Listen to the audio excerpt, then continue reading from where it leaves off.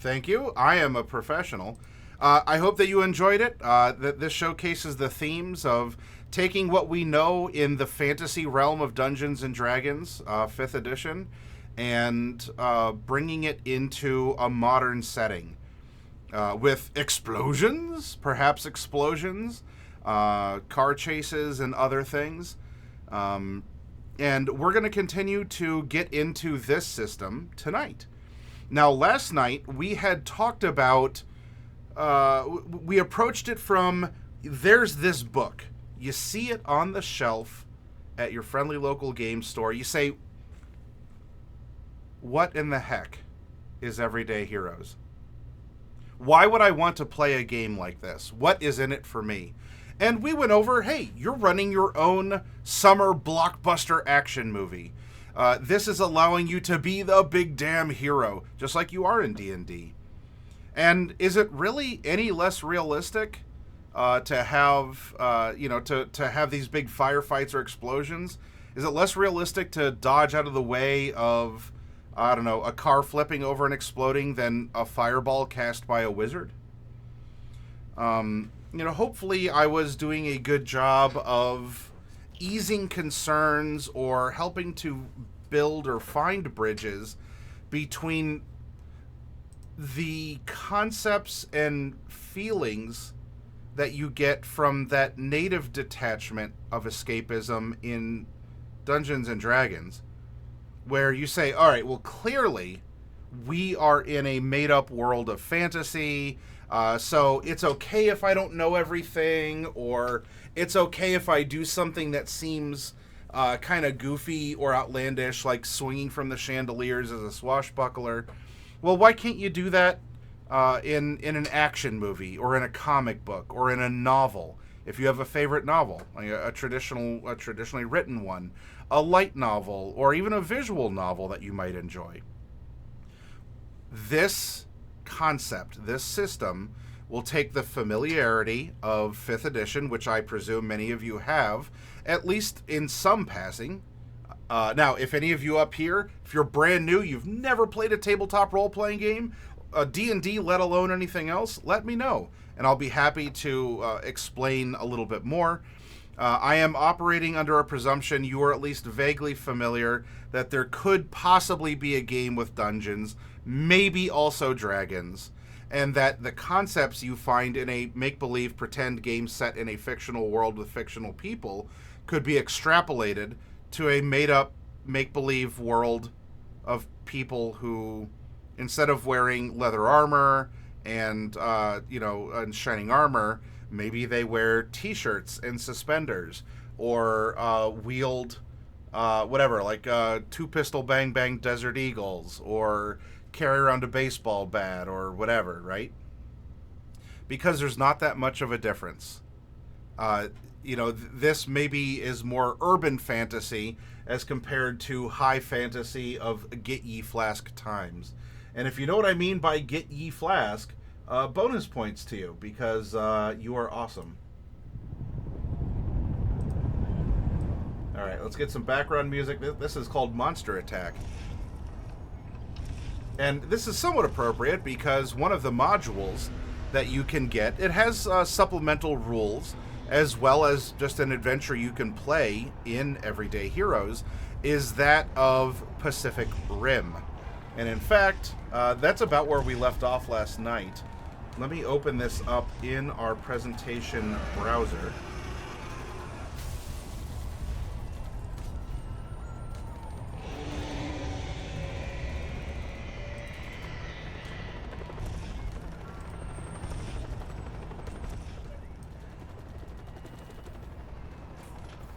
So, if you're to take a look, you can see that this company has worked with other very popular franchises to convey that sense of action, that sense of adventure. If you want to bridge into fantasy, maybe Kong Skull Island is a place to go, or a place to start. What about Highlander? Maybe Highlander is where you'd want that. Or if you love Total Recall, or you want big stompy robots fighting kaiju, it just so happens that Pacific Rim might be the direction that you want to go. So you're welcome to look through. All this. Your friendly local game store should be able to order this stuff in for you. The game itself is very, very budget friendly, budget conscious. The entirety of the core rulebook, which would be like the DMG, PHB, and Monster Manual and D&D, it's in one, at least a double C thick, $60 rulebook. Nice and easy. And those supplements that can give you additional rules to bring into a core game, they're $25 a piece. And there's a nasty rumor going around that because this is based on the OGL of 5th edition here, that the things that you find here are compatible with a 5th edition game. You want to run an isekai where you have a team of modern soldiers get transported back to go fight a dragon, you can do that. A Highlander campaign that spans eras would be sick, says Living Meme. Also, hello. So, there's a lot here to explore and enjoy, and for tonight, let's delve into the rules. We only had the approach last night. What is the feeling of it? What might you find? What is the itch that this will scratch? And let me open this up. Boop, boop, boop, boop. There we are. Super easy. You roll a d20, add any relevant modifiers, compare the result to a target number. Just like you do in classic D&D and in many other role-playing games. So for most of you out there, this is going to be a super easy conversion over. There are some unique elements, like in how you build your character in Everyday Heroes. But there's nothing saying that that a level 1 character here can't also stand up against a level 1 character in the Forgotten Realms. It's an interesting kind of compatibility and similarity. And by the way, you'll see that the art in here, even the borders of the pages and everything, all of this backs up. This is action. This create your own summer blockbuster. If you felt that movies have been languishing of late, that there's really not been anything new or creative, or you're really hoping for a compelling story, make one. This is your opportunity. You get to be, along with your friends or family at your table, you get to be the big damn hero. All right, we're not going to go through the creating heroes section. This we're going to do that actually next week, because I want to talk about the overarching rules. Now, rolling a d20, adding modifiers, pretty easy. And there's a lot of other basic presumptions. If you've never, ever played a role-playing game, this can hold your hand through it. You can read it on your own. I don't need to really delve into that. If you have a question, please do ask, and I will answer it. But I don't need to sit down here, at least in this conversation, and read every little thing.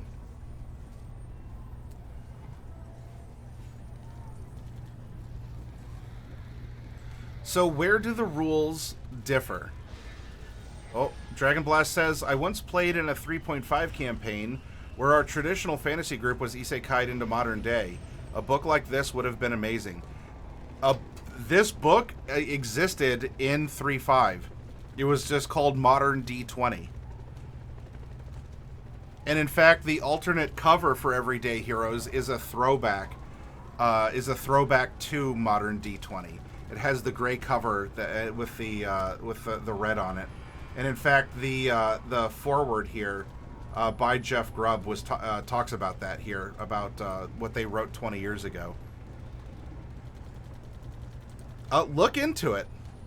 Yep. Yeah, look into that, Dragon Blast, if you haven't already. It was called Modern D20, and this is just the modern D20.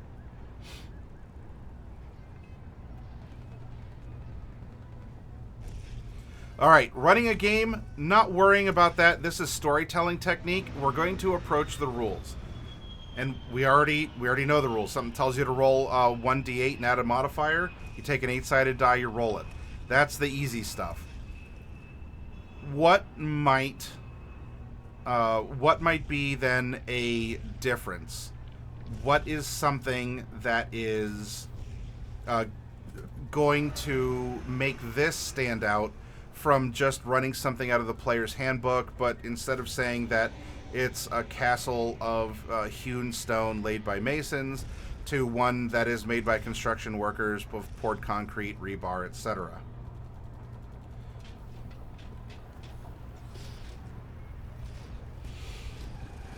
Oh, goodness, sorry.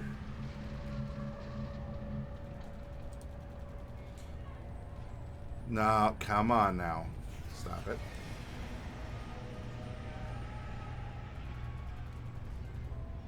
Alright, advantage and disadvantage continue to exist. They apply to d20 rolls. Advantage means you roll the d20 twice, use the higher. Disadvantage, you roll the d20 twice and use the lower, just like you find in 5th ed. Rerolls are rerolls. They'll tell you what happens and when.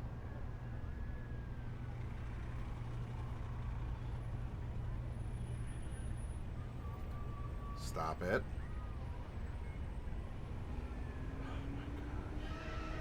Please.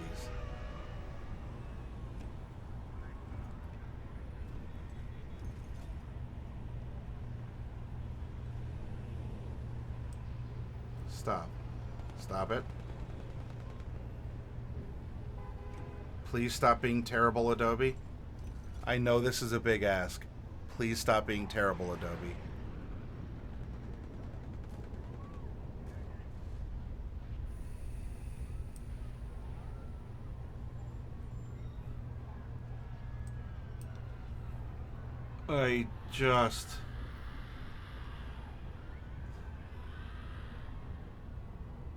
I just want to present. That's all. This shouldn't...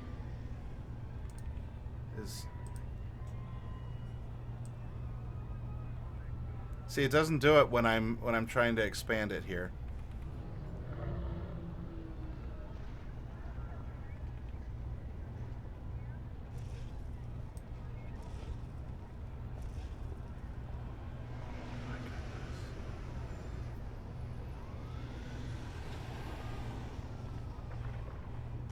I have one PDF of it.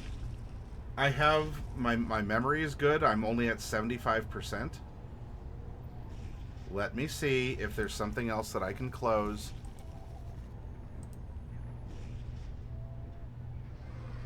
Just in case this is, I don't know.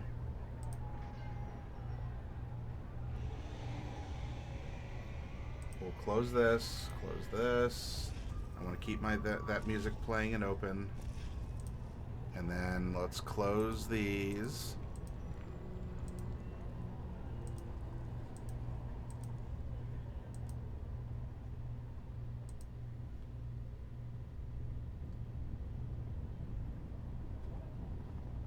"17% CPU, 70% memory."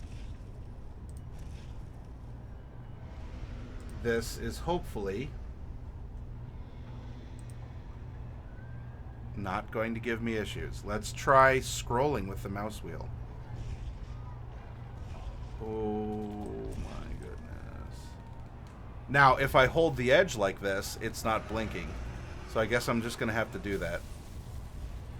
Alright, well, I will do my best here. As you can see, the 6 abilities still exist, and they still have modifiers based on the numbers.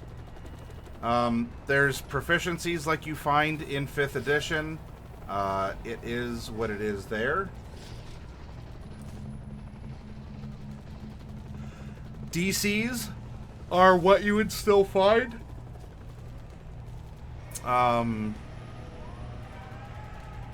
8 plus ability score plus proficiency. That is the classic formula from 5th ed. Nothing has changed there. The skills in this game are apportioned a little differently. For example, there is arts and crafts, There are computers, which is an intelligence skill. Maybe that is what replaces Arcana. Or you want to play a game where Arcana still exists because magic exists in your modern world. You want to play the Will Smith movie Bright. That's perfectly fine as well. These games can allow for you to swap things out pretty easily. You'll still see that there are similarities. Perception's perception, persuasion is persuasion. You can read about those here. Saving throws are what you'd expect to find. The saving throws are still made the same way. You can still be encumbered. You can still be paralyzed. I'm not looking at the minutia. I don't have all the rules of this memorized in D&D, and it would be ridiculous to expect any of you to memorize all the... Well, there's not spells in here. But even in D&D, to have you memorize all the spells, all the conditions, they're here. They can be referenced. Don't let this table paralyze you and say, I'm never going to play anything outside of D&D, even though I like it or don't like it, because I don't want to have to learn all this over again. Did you learn it the first time? If so, cool. It carries over. If you didn't learn it the first time, you're not expected to memorize it the second time. So, I still gotcha. And I'm still giving this game a recommendation as a player of tabletop role-playing games, let alone as a merchant of them.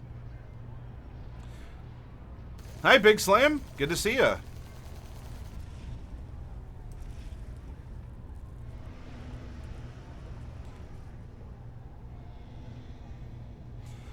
Combat rounds, 6 second a round.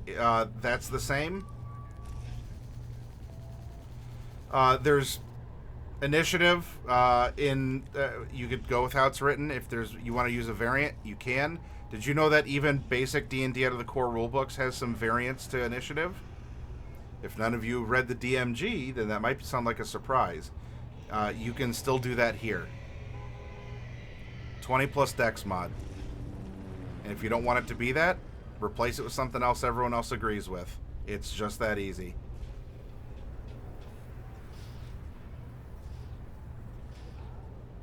Now, actions.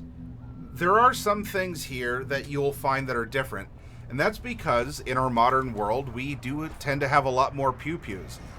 Whether the red and blue lasers of G.I. Joe and Cobra, or it's more of a classic pew-pew like what you'd find in Rambo.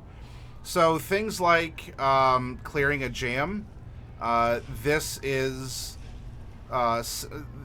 something that will come up much more often and does need its own clarification for the length of time in a 6 second round that this takes.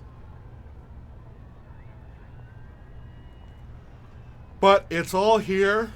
Oh goodness. And especially because we are leaning into the big action movie trope. Chasing is there's a whole section on it, and we will touch upon chases. But you see that bracing during a chase or gaining ground on a chase. These are things that also have their own specificity. And if you want to import these into a D&D game, you can, because both of them are operating off of the same engine. One of it just has a different coat of paint.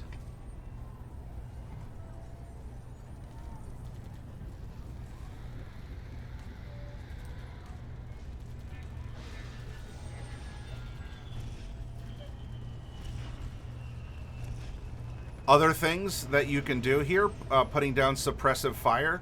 By taking the suppressive fire action, a combatant sprays an area with bullets, endangering everyone in the field of fire.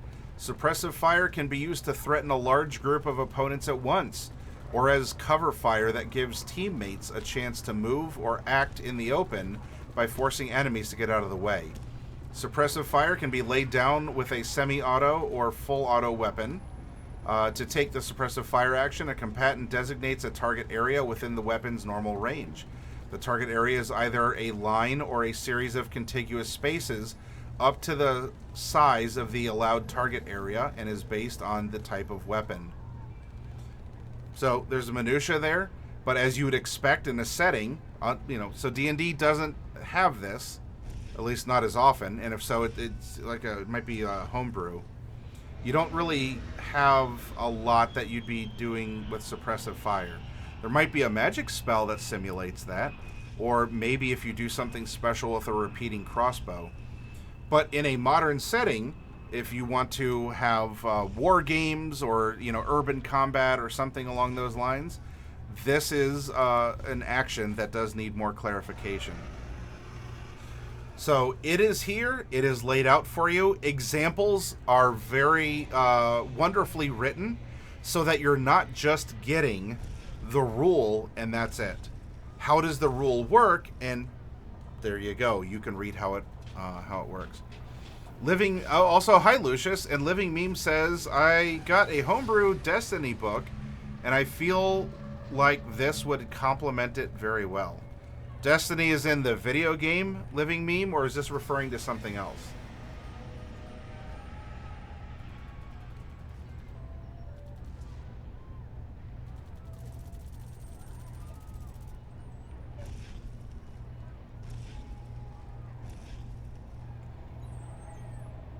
Oh, explosions? You can't dive for cover as a reaction. When a combatant is about to take damage from or otherwise be affected by an area effect, such as an explosion, sleep gas, or another character taking the suppressive fire action, they can use the dive for cover reaction to avoid damage. When diving for cover, a combatant can move up to half their speed to try to reach the nearest safe space or location. Typically, this means getting behind total cover, capable of blocking the effect, getting out of the field of fire, or getting outside the area of effect. So there's the rule, there's the example, and you can read through it. My yawning is not because I'm bored. I was doing a lot of outdoor activity before coming down to the office.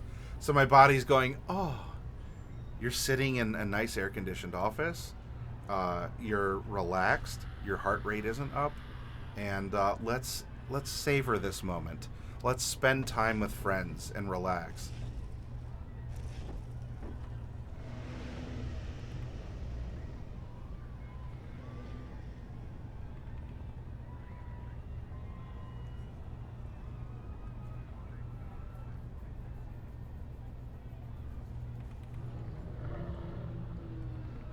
What happens on critical hits and misses in combat? You can have fun with that. Rocket launchers! Oh, now we're cooking with gas. Propane, using propane accessories. Special attacks, you can try to disarm, grapple, shove or trip. So there's a lot more here than perhaps what you might be used to in the player's handbook. Now, armor. This is perhaps one of the biggest differences between standard D&D and everyday heroes. In Dungeons and Dragons, it's usually 10 plus your dex, and then you make adjustments to armor. Some armor you can include on top of dex, some won't allow it. It's a little fudgeability, but ultimately you get this AC, your armor class, and if you're in your armor, that's the number to meet or beat on an attack. So it's either no damage or all the damage. So,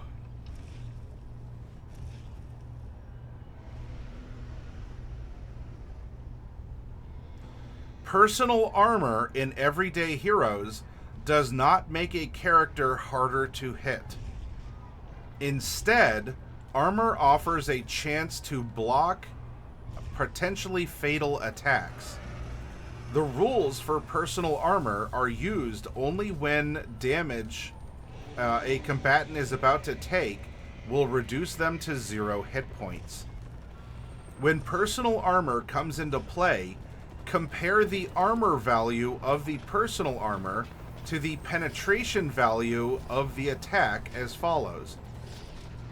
If the armor value is equal to or higher than the penetration value, the character can make an armor saving throw. If the penetration value is higher than the armor value, the armor is of no benefit. When a character makes an armor saving throw, the DC equals 10 or half the damage dealt by the attack, whichever is higher. If the character is proficient with their armor, they add their proficiency bonus to the armor saving throw. If the armor is damaged, they have disadvantage on the save. On a successful saving throw, the character takes no damage.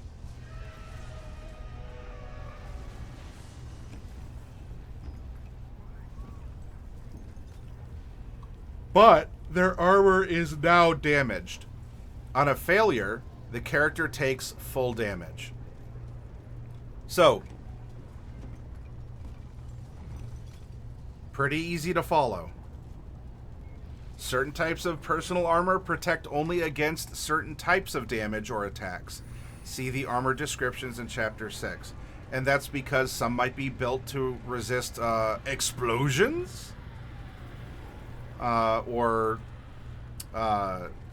you're wearing a bulletproof vest, you can still stab someone in real life. I mean, please don't. But something like Kevlar or a bulletproof vest, it is meant to stop small arm fire, right? Primarily.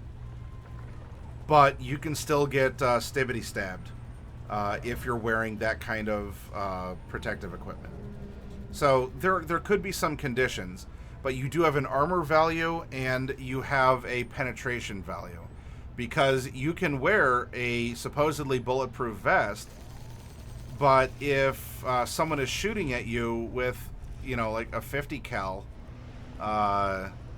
that's not going to stop a bullet like it would stop a little handheld 22. So armor does exist in this game, and you can walk around in it, but armor is something that it can act as a bit of DR, and it's there to try and save you as a stopgap measure. But similar to what you even see in Cyberpunk Red, your armor does get ablated. Now, there's an active ablation in Cyberpunk Red. This is it's a little simpler of, you have armor, did it get shot up? You have armor, but it won't be as good in the future until you get it repaired or replaced.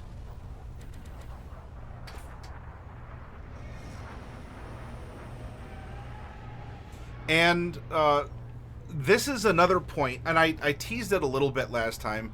In Dungeons and Dragons, I think many, and I'm very guilty of this as well, take that fantasy genre of like, oh, you get hit by 4 magic missiles, and you just go, and then you roll the d4s because you have 100 hit points, so 4 magic missiles is nothing, even though you totally got hit by them. Oh yeah, the sword hit you. Oh, it's just a glancing wound. If a sword hits your arm, that arm is almost useless, like IRL, okay? Now, that's the big, well, how realistic do we want to make things? But now that we're talking about a modern setting, now that we're talking about pew-pews and other things, how do we have that mysterious veil of larger-than-life characters with, 200 hit points, just tanking magic missiles? There's a very good concept presented here, and that carries through in comic books, in action movies, in a lot of other media, novels that you might read. In terms of game mechanics, losing hit points simply means that someone is closer to being knocked out or killed. In terms of story, things can be more nuanced. Losing hit points might mean suffering a physical injury. It might mean a character got lucky as a potentially devastating attack glanced off them, but that their luck is running out. It could also mean a character dodged or deflected an attack at the last moment, but that doing so took some of the fight out of them. In Everyday Heroes, every hit doesn't necessarily make physical contact. This is why it's relatively easy to restore hit points simply by resting, and why armor only kicks in when damage is about to reduce a character to 0 hit points. Ultimately, it's up to the GM and the players to use their imagination and decide exactly what happens when an attack is a hit. So a hit could just be that. It's a hit to your luck. Oh, I was lucky to avoid that barrage of bullets. Now, you may have been hit by 3 of the 4 shots, but you matrix dodged out of the way, or you dove for cover. You did something. You did something that was relevant, but your luck's running out, or you're out of breath and panting, and maybe you can't do that again. Reflected by you have 2 hit points left. Before then, that 1 bullet will actually lay you out. Because that's all that you need.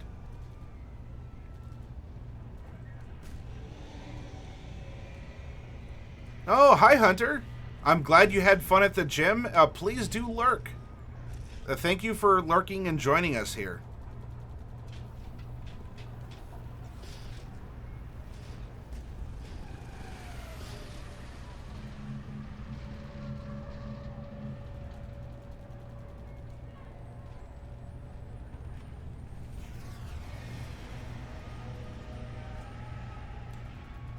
And if that helps you process, oh, okay, I can see now, maybe because of the detachment or the inherent escapism of a fantasy setting, I can see, yeah, you take an arrow, but maybe it was slowed down by your armor, and so it's okay that you're full of 10 arrows.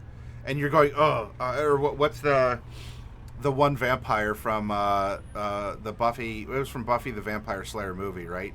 Where the vampire gets staked and he's staggering back just going, Sometimes in your D&D games, that's how you are with arrows. You're full of them, apparently. If you're taking every hit as a weapon hit, but you're somehow able to power through it. Because magic exists or something, right? However you conceptualize it, this is a very good way to conceptualize what happens in everyday heroes. And you might say, oh, so personal armor really only counts on that last hit because that's the one where your luck is supposed to run out. And it lets you ask, but does it? Maybe in a way it's almost, it's not quite a focus sash in Pokemon because that will just mitigate the first hit anyway. But that is a way of saving yourself at that last moment. And why, when you're calculating your armor value, there's a lot that's just baked into the character for how hard you are to hit. Iron Chef Lord, Iron Chef, hello. I was just talking about you. Well, earlier. Nothing good, I promise. But hello and thank you at a tier 2. Much love to you, and I hope you enjoy. So you get that fun little. There's a yin and a yang. The griffin. You get the fun little griffin symbol lurking in your belt. So thank you. 19 in a row. Much love to you, my friend. Thank you very much.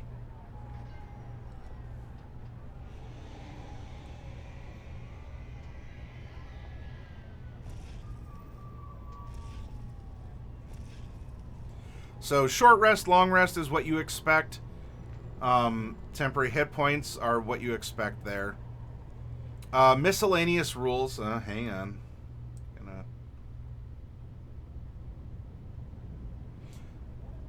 A companion is an ally granted to certain heroes by their class. Companions follow special rules both in and out of combat. They can be human, animal, or even robotic and are loyal only to the hero they are associated with. Only NPCs specifically granted as companions through a character's class follow these rules.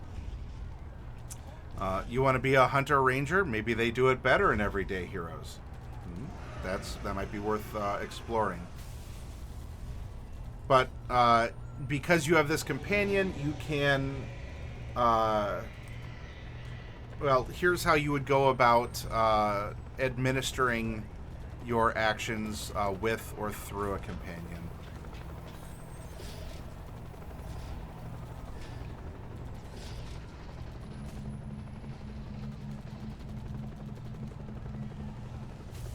Now, the big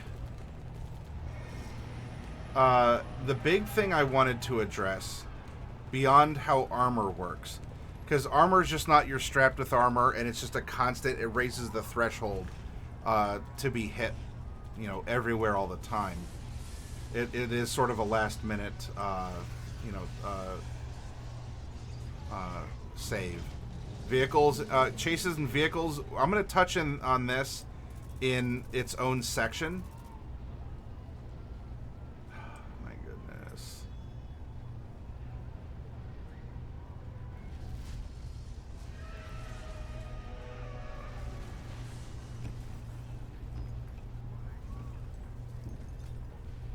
That's running a game, not worried about that.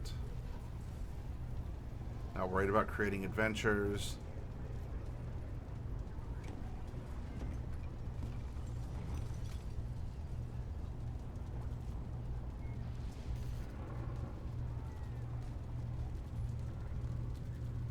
This is the monster manual section.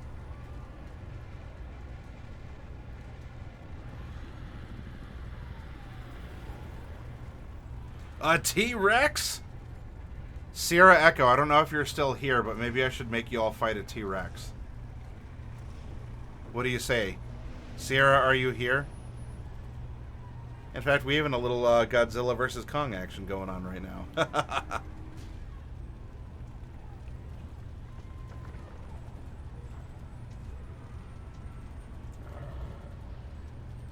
Zombles.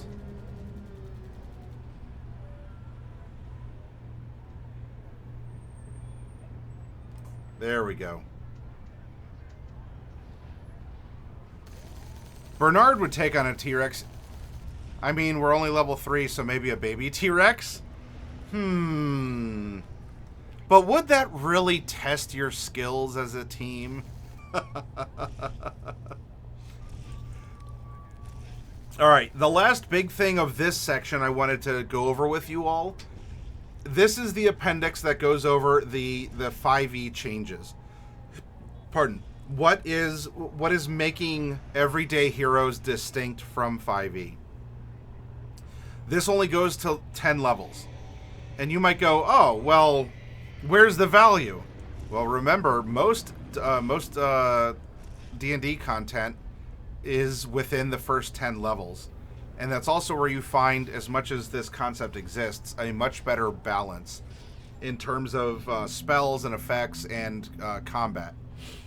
And many other systems are keeping it in that sweet spot. Even Daggerheart that we reviewed last time. You get 10 levels and there's your adventure. Now, can you extrapolate that and go further? Of course you can. That's not in the core book. That might be coming out in a supplement. But right now, this is that sweet spot of the nice lower level encounters. Things are supposed to feel... You're supposed to get sweaty. You're supposed to be on the edge of your seat. Being lower level does do that more better than being 20th level and saying, oh, a swarm of meteors from the cosmos, get rid of that person, he displeases me. And then you just end up, obliterating, a square mile of your opponent's territory with an action. Yep, exactly, Big Slam. Many adventures will go 1 to 10. Like Tomb of Annihilation's that way too. Well, they'll at least end at 10. On the other hand, I do have the Pacific Rim book on its way out to me. If I can use that book, sure, I think I'd be up to fighting a T-Rex.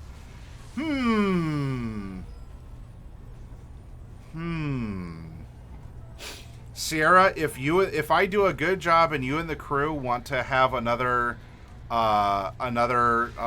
swing at things, just like I did for my Vampire the Masquerade crew, I'd be happy to get the band back together and maybe we explore some of the supplemental stuff where you all do get into big stompy robots and fight monsters.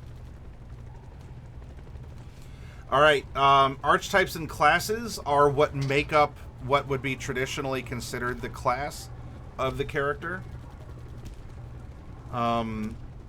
Personal armor like ballistic vests do not modify defense. Instead, it gives heroes a chance to avoid potentially fatal blows with an armor save when they would otherwise be reduced to 0. Bruised Beef, thank you! Hee hee. Hee hee. Well, a hee hee back to you, Bruised Beef. Good to have you here. So that brings up AV and PV. which was just talked about. Backgrounds offer ability score increases in addition to other benefits. Now, this is, I believe, something that you're going to see with new D&D.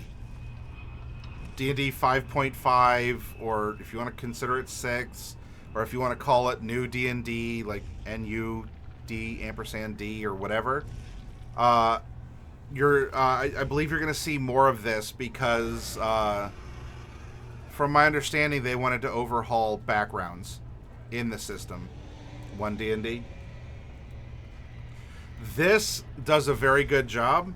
I like this because I also think it puts stress on what people do outside of simply being an adventurer. And as you know, well, many of you might remember from our prior character building workshops, when we make characters, I focus on the background heavily because that tells us so much about the character, and then we worry about the other stuff. I like that there is a balanced and baked-in mix in character creation in this system.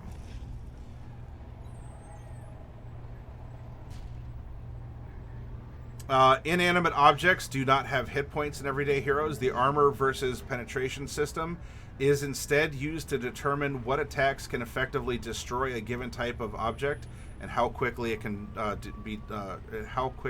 do so.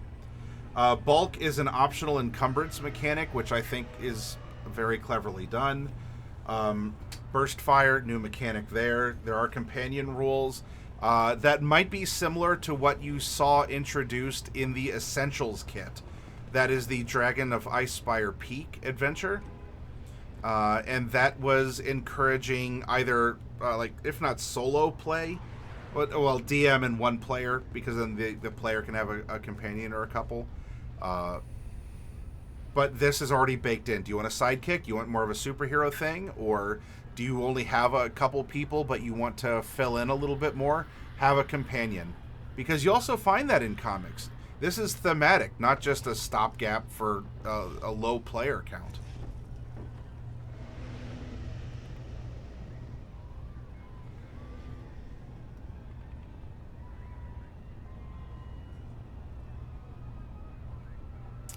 What were some other big ones here?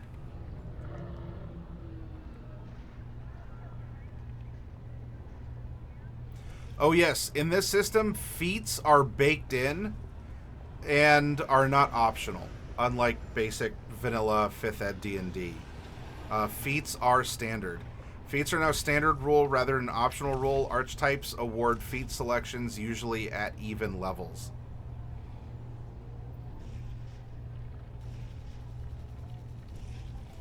First aid has been expanded. Friendly fire is in play. Professions I really like as a way to expand on backgrounds.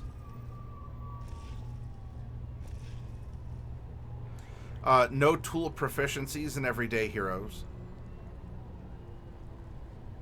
But you can have equipment proficiencies in broad categories of weapons or armor.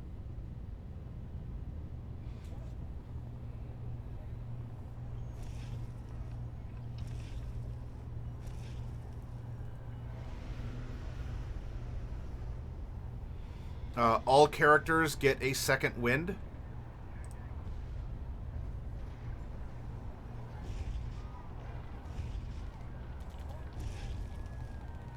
We talked about suppressive fire.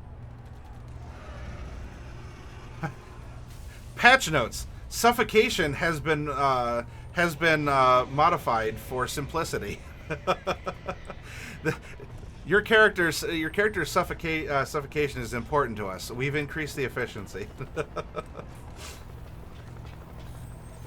And then many vehicle mechanics, and this also wealth level and price level. All heroes have a wealth level that is a rough approximation of their standard of living. Items have a price level that is a rough approximation of their affordability. Heroes can freely have or acquire items with a price level at or below their wealth level. Currency is not kept track of except for roleplay. This is so accounting, whether it's weight and carrying things around, or who's the party accountant, who's tracking every copper piece of our group or as an individual. This system has simplified it, and this is a bit of a Call of Cthulhu direction, where your credit rating acts as a bit of a blanket, so you don't have to worry about the minutia of, do I usually have enough cash on hand to afford a katana or some brass knuckles or some sort of basic living upkeep. This simplifies things into strata to make the affordability and the accessibility of things maybe easier to conceptualize. And if you want to make it more difficult by assigning prices, then you can. But it's keeping the accounting minigame into role-playing, into fun that you can engage or disengage with, and instead worry about, all right, so my character has a wealth level of 2, and so really this stuff is going to be ubiquitous to him or her. I feel that is a good way to take a lot of the... Not that you can't have fun seeking a bargain or haggling in a marketplace or the like, but many groups tend to eschew that stuff or see that as a low point. It's important to go shopping, yes, but when everyone is doing their own thing and we are taking extra time haggling, but it has to make sense, and if you don't have the money, what are we going to do, and all this other stuff. I don't want to downplay it. You can have good role play with it. But are you here to play an accounting mini game, or are you here to step up and be the hero and to pew-pew at bad guys and to swing from chandeliers and to do crazy stunts on a motorcycle and all that other stuff? We can have fun and role play within the role play using the minutia of cash or bartering or haggling on a price. But the standard expectation is that a character like this will tend to have, perhaps unless they have a glucose guardian of some kind, will just really have ubiquitous access to certain items.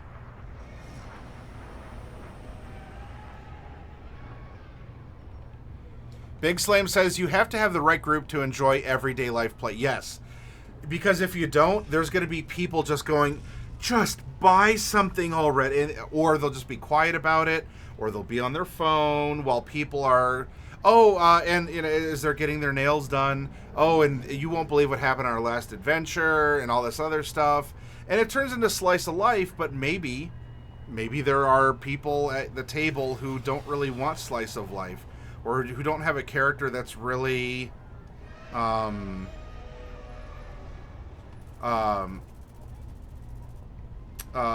they're not built for it as a character or as a player, or they don't find it interesting. They could socialize all day, but maybe they socialize enough in real life. They want to play Brutus the Barbarian, and they just want to smash stuff, and buying things in the market and getting your hair your hair done, and but maybe you're also fishing for clues about the big bad evil guy. That's not as engaging. So the barbarian can simply say, look, I have a wealth level of 3. I'm going to buy this, this, and this, and let's move on.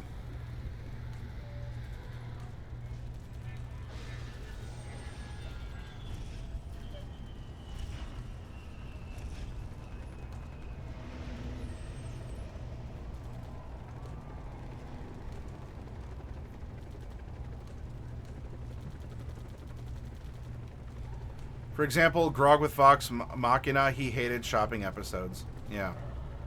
So I like this. It allows for the minutia, but really the core mechanic, this is your life. You can generally afford this. Work with your GM and buy things and move on. Also, this is absolutely pandering to me. So thank you, everyday heroes. I dislike the accounting of experience points. I haven't used experience points since probably after my first game or two. Well, no, that's not completely true. I did use them starting maybe in the first couple years of running, and then after that, it has been milestone all the way. This is, if you love experience points and you use them, more power to you. And there are groups who love accounting mini games. I don't. I do not use experience points. I love milestones. Make it simple. Just make it. Yeah, I love encouraging the engagement in the story, and everyone at the table knows if you want to have a shopping episode, okay, you can, but we're not approaching the milestone yet. And when you engage back with it, you know that there's progress, and at some point in time, the more that you engage, the more that you do, it'll be there.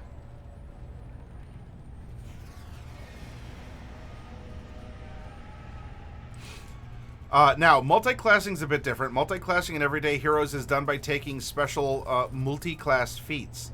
All archetypes and all classes have a set number of multi-class feats that provide access to talents from the archetype or class. So it doesn't combine the same way that D&D does. You still have to do it by level because they're feats. And so you have to rank up, but you would be playing as one type of class who are sort of dipping into the talent pools of other classes. And I think that is a streamlined and elegant way to go about it.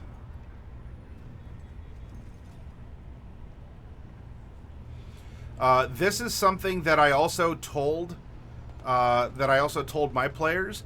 If you want to be an elf or an orc, you absolutely can. So unlike D&D, there's not a racial component to the character. You're just presumed human. Everyone's human. Because this is going to be a fusion in fantasy. I told my players that if they wanted to be an elf, you can. And now, do elves get to live 700 years? Maybe. Sure, why not?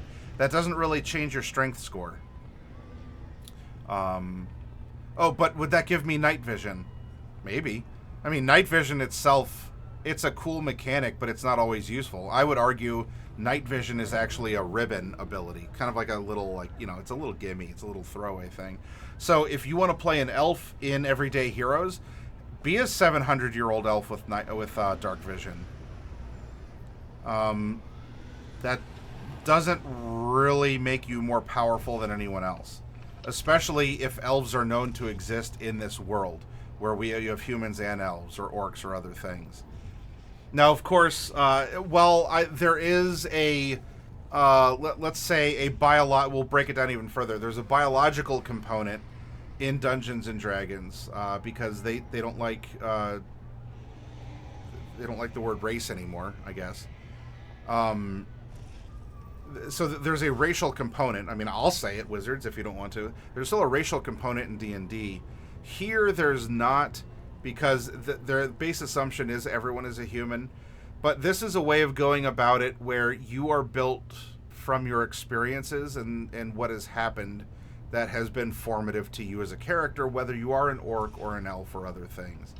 And in that instance, I'd say if you wanted to create a racial supplement, it would really just be, what are the fun little extras that you want to give the various biological entities that sentient, sapient biological entities that exist in your Everyday Heroes world. Do you want to give some low light vision as opposed to dark vision? Do you want to make some live 200, 400, 700 years? Those are fun, ribbons to put on them. They're fun little silly hats for the humans to wear.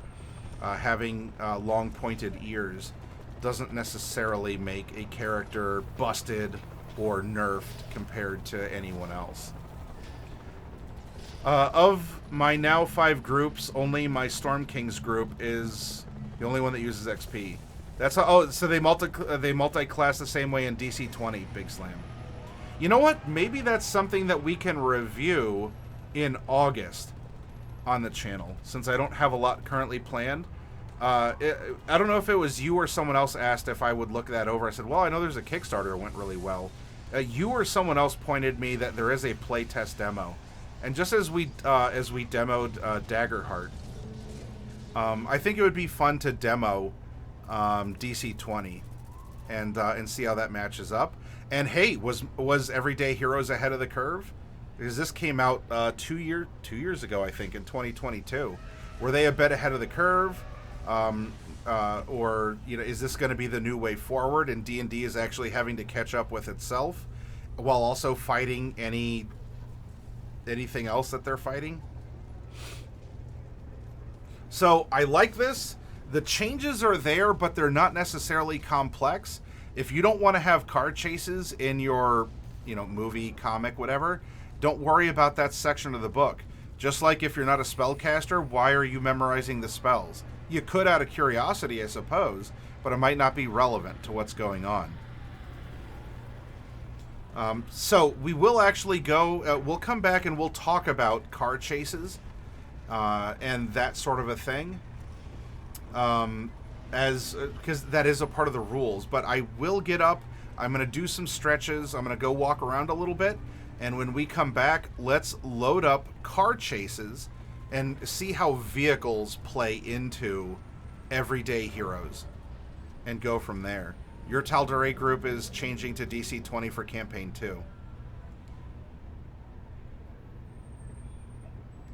And I would love to hear how that change goes, Big Slam. Because I know people have been looking at other options, whether it's Tales of the Valiant by Kobold Press, maybe DC-20 here for the newer system coming up.